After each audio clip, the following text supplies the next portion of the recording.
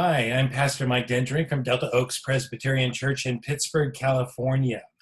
In the last devotional I did, we looked at Joshua chapter 1, verses 5 through 9, in which Joshua is told to be strong and courageous as he takes up the position of leader of the nation of Israel in order to lead them into the promised land and take it as their own. And from that, we learn that we too are called in the Christian life to be strong and courageous, to take off the fear or discouragement that would freeze us in our tracks or at least slow us down, and put on courage. And of course, courage is that ability to move forward, to do what's right, to do what needs to be done, even in an unknown or scary situation. By the way, if you hadn't seen that and you want to, just go on our YouTube channel, which is Delta Oaks OPC. Well, today I'd like to look at this passage once again from a different perspective and show you how a firm understanding and belief in the sovereignty of God helps us to be courageous people. Of course, by understanding the sovereignty of God, I mean understanding that God is in complete control of all things, present, past, and future, that there is nothing out of his knowledge or control. Understanding this, believing this, holding this in your heart firmly will embolden you to be a courageous person in difficult situations. Well, let me read the passage again from Joshua 1, beginning at verse 6. Be strong and courageous, because you will lead these people to inherit the land I swore to their forefathers to give them. Be strong and very courageous. Be careful to obey all the law my servant Moses gave you. Do not turn from it to the right or to the left, that you may be successful wherever you go. Do not let this book of the law depart from your mouth.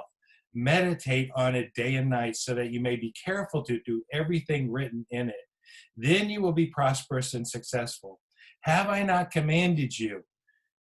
Be strong and courageous. Do not be terrified. Do not be discouraged, for the Lord your God will be with you wherever you go. Now, in this passage, again, God calls Joshua to be courageous, and he does that 3 times in these short few of verses. In verse 6, he says, be strong and courageous. Then in verse 7, he says, be strong and courageous. And then in verse 9, he says, have I not commanded you? Be strong and courageous. Do not be terrified. Do not be discouraged. But, think about it. Wait a minute. What would be the need of Joshua to be strong and courageous? Did not God promise to give the land of Canaan to Israel under the leadership of Joshua? And is there any possibility that God would not be faithful to his promise? And the answer is, of course not. Of course not. And why is that? It is because God is absolutely sovereign in all things. He has control over things, everything past, present, and future. And so that's the basis by which he can make promises, because it's all under his control. So God is faithful to his promises. He will fulfill his promises. In fact, the promise of the land was given yet again within this passage. He said in verse 6, you will lead these people to inherit the land I swore to their forefathers to give them. Not only that, but he says to Joshua personally, he gives him 3 promises. He says, no one will be able to stand up against you. I will be with you like I was Moses, and I will never leave you nor forsake you. So why then did God tell Joshua 3 times in this passage to be strong and courageous? This whole thing about taking the land of the promise sounded like a done deal. Well, the answer to that is this. Because even though the promise of the land was true, good, and sure, Israel, under the leadership of Joshua, would still need to strive to possess it. Does that make that they had to strive to possess it, does that make the promise less sure? No. Neither does the promise make less the need to be strong and courageous and move forward. Sometimes we get into mind games trying to put together the sovereignty of God and the responsibility of man. We have the sovereignty of God as seen as the basis of his promises, you will inherit the land. But we also have the responsibility of Joshua to be strong and courageous and go in and take it in order for them to realize the promise.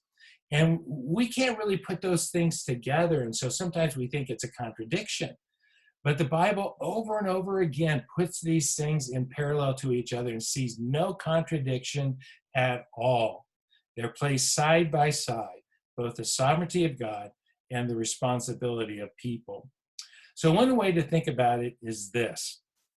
It is that God, in his sovereignty, not only determines the end, that is, the promises, they will take this land, but he also determines the means to the end, how that promise will come to be through Joshua going forth courageously and leading the people in the land. God is sovereign over both those things, and they both will and need to happen. But, and this is what I want you to hear today.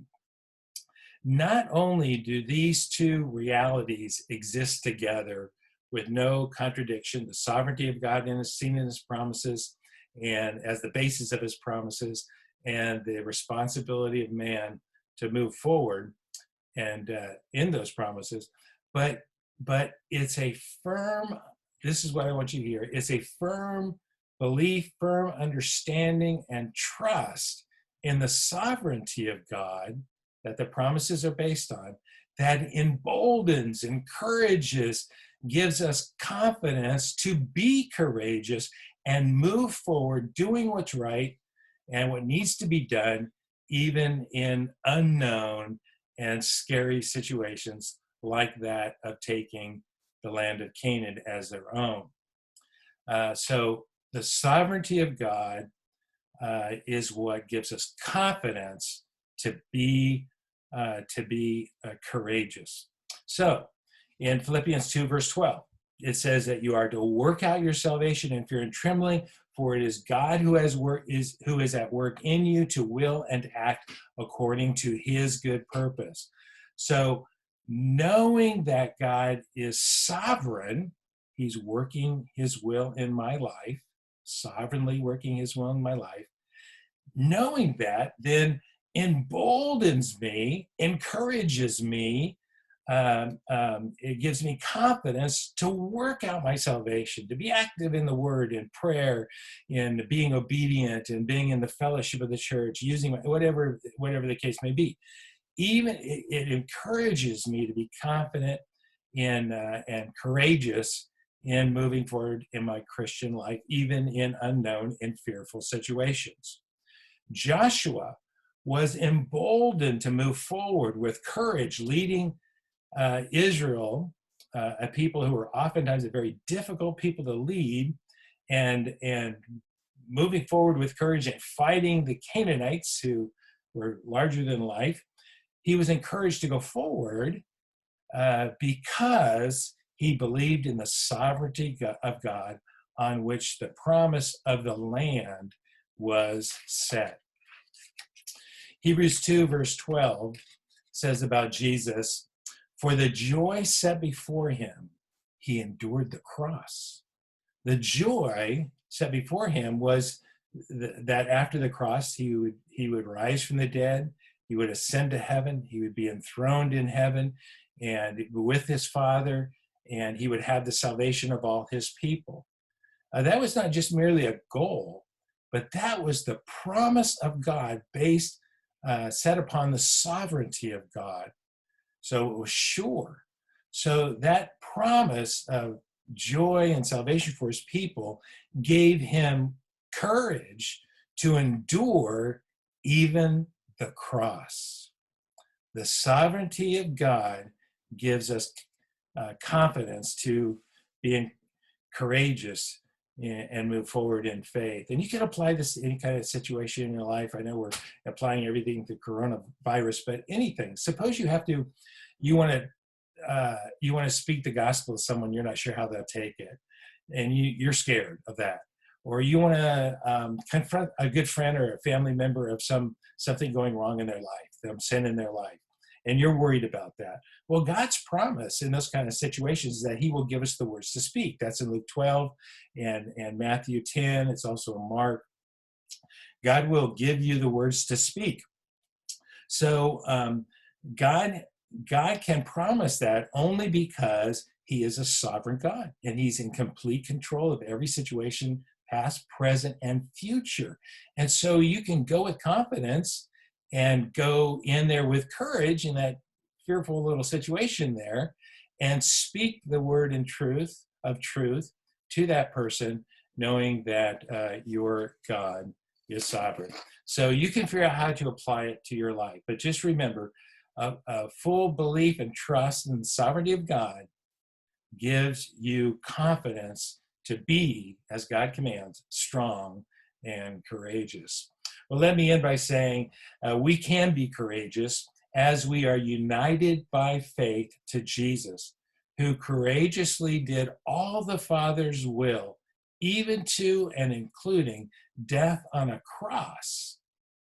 He courageously did this for the joy set before him, promised by our sovereign God. Well, God bless you this day, and we hope to see you soon. Have a wonderful day.